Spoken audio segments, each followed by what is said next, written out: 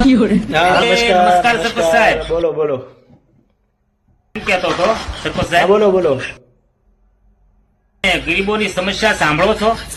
હા, સમસ્યા સાંભળું છું. જ્યારે ચૂંટણી નજીક હોય ત્યારે સમસ્યા સાંભળું છું અને પછી હે ને આ ઇયરફોન દઉં છું. બરોબર છે, તો તમે તમારા વિસ્તારની પ્રગતિ કેવી રીતે કરશો? જ્યારે પૈસા ખાવામાંથી નવરા ત્યારે. તો તમે દેશના વિકાસ માટે શું કરશો? દેશ માટે તો શું કરવાનું હોય?